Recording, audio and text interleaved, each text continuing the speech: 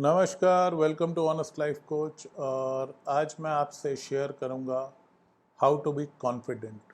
Now ये चीज़ को बहुत ज़्यादा मिल्क किया गया है ना, कॉन्फिडेंस वाले बुक्स को लेकर के, और वेबिनार्स हो गए या सेमिनार्स हो गए या सो कॉल्ड पर्सनैलिटी डेवलपमेंट वाले हो गए। ख़ास तौर पे एमएलएम वालों ने इसका बहुत तेल निकाला। And basically it is very peripheral, ऊपर ऊपर की चीज़। कोट पहनी है, मतलब कोट टाई को तो जितना एमएलएम ने बदनाम किया शायद किसी चीज़ ने नहीं किया। It is down right absurd जितना ख़राब हो चुकी हैं चीज़ें, और कभी भी ये अच्छी नहीं थी। I can tell you from my past experience.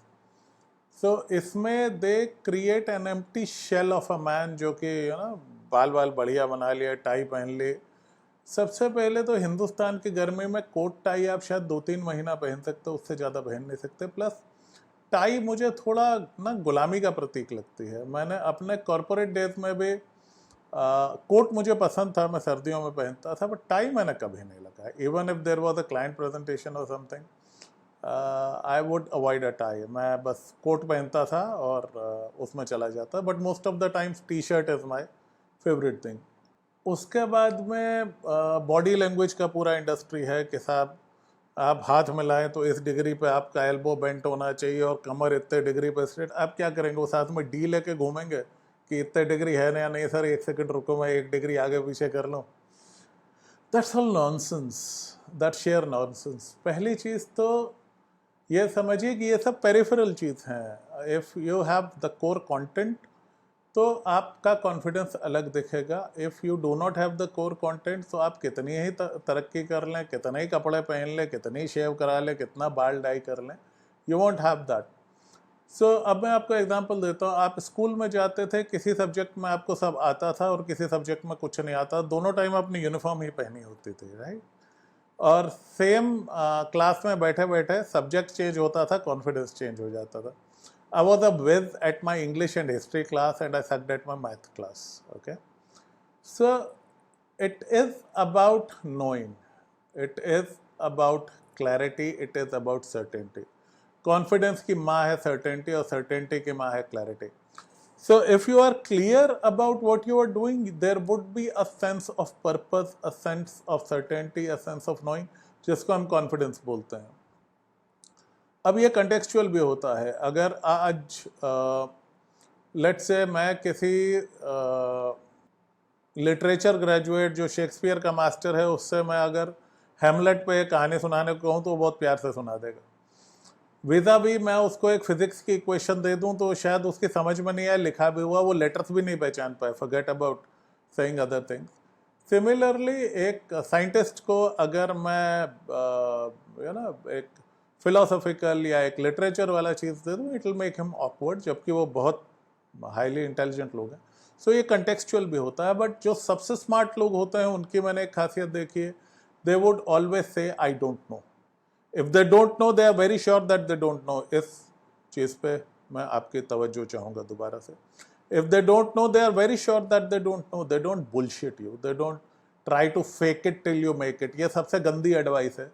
जितने लोगों का कॉन्फिडेंस इस चीज़ ने ख़राब किया, किसी चीज़ ने ख़राब नहीं किया।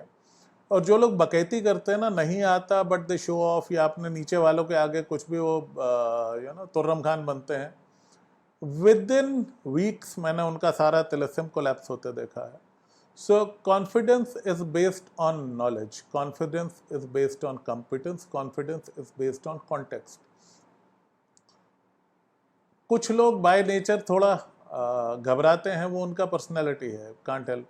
बट हो सकता है इंडिविजुअल सेटिंग्स में या जिन चीज़ों में उनकी एक्सपर्टीज है वहाँ पे वो काफ़ी कॉन्फिडेंट साउंड करें।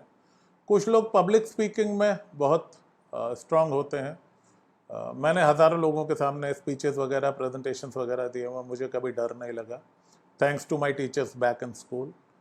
बट हाँ, मुझे एक्सेल शीट दी जाती थी तो मुझे चक्कर आने लगते थे। So it is basically a mix of what you are good at and what you know. तो एक अपने कंफर्ट जोन में आदमी कॉम्पिटेंट होता है और उसमें कॉन्फिडेंट भी होता है। And I have been lucky enough to work with real geniuses मतलब हमारी बहुत बड़ी कंपनी थी और उसमें बहुत बेहतरीन दिमाग के लोगों के साथ काम किया था मैंने। सो आप सीन के लोग बड़ी तैयारी करके आ रहे हैं साहब, शेव वेव करके, टाई वाई लगा करके प्रेजेंटेशन दे रहे हैं, you know all the hooks they are using. और एक इंसान वहाँ पे छोटा सा दुबला सा चश्मा पहन के बैठा हुआ डायरी लेकर के, और वो अपने काम का मास्टर है। उसकी भले से 2 दिन की दाढ़ी बड़ी हुई है, वो कहीं ट्रैवल करके आया है या वो 2 दिन से सोया नहीं, होता था हाई प्रेशर एनवायरमेंट्स। बट अगर उसने इतना कहा कि एक बार पिछली स्लाइड पे लेना एंड एक्सप्लेन में दिस पॉइंट, वहाँ पे वो सारा कोट टाई जलवे सब कोलैप्स हो जाते थे।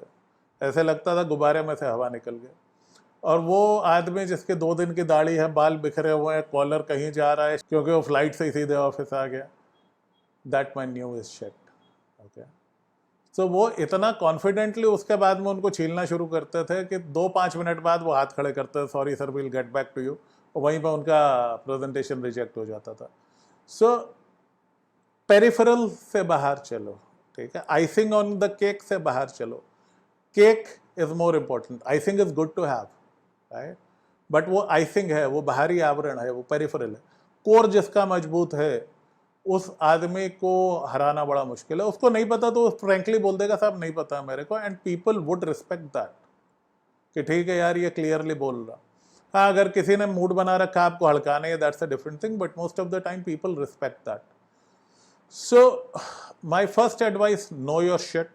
ओके, जो भी आप कर रहे हैं you should know what it is, have knowledge, clarity, certainty, confidence, that's the ultimate formula, clarity, certainty, confidence.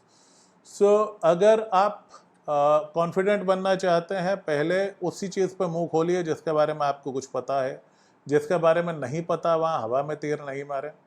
दूसरी चीज़, अपने सर्कल ऑफ कॉम्पिटेंस को जाने और उसके अंदर रहें। जिस चीज़ के बारे में आपकी जानकारी कम है उसमें सुने, जिस चीज़ में इंटरेस्ट नहीं है उसको छोड़ दें, और नहीं जानते तो बहुत क्लियरली बोलें साहब मुझे नहीं पता इस बारे में। And never try to show off. जो लोग शो ऑफ ज़्यादा करते हैं मैंने अक्सर देखा थोड़े खोखले होते हैं, और ये खोखलापन ये पर्सनैलिटी डेवलपमेंट इंडस्ट्री और ये MLM इंडस्ट्री ये सब ले आए हैं कि साहब ऐसा दिखना चाहिए, वैसा होना चाहिए। अगर बॉडी लैंग्वेज जैसा कुछ है जो होता है तो उसको पढ़ा जा सकता है, उसको बोला नहीं जा सकता। अगर आप नर्वस है, पसीना आना शुरू हो जाएगा, क्या कर लेंगे आप? अगर आप परेशान हैं तो आपकी लैंग्वेज लड़खड़ानी शुरू हो जाएगी, क्या करेंगे आप? सो बॉडी लैंग्वेज उस आदमी की हमेशा स्ट्रांग रहेगी जो जानता है वो क्या कर रहा है, और जो हवा में तीर मार रहा है वो देर सवेर उसके पैर थरथराने शुरू हो जाएंगे। सो पेरिफेरल के बजाय कोर पे ध्यान दीजिए। Have clarity, have certainty, have confidence. ये मेरा सबसे बड़ा मंत्र है कॉन्फिडेंस का, और इसने मुझे बहुत हेल्प किया मेरी लाइफ में। मेरे एक बहुत रेयर मेंटर से मैंने ये कॉन्सेप्ट सीखा था, उनको प्रैक्टिस करता देख करके। उम्मीद करता हूँ आपको ये पसंद आया होगा। अगर पसंद आया तो कमेंट सेक्शन में लिख दीजिएगा, और आपके सवालों का मुझे इंतज़ार रहेगा। जितने ज़्यादा सवाल देंगे उतने ज़्यादा इस चैनल पे कंटेंट आएगा। So I will see you in the next one. नमस्कार।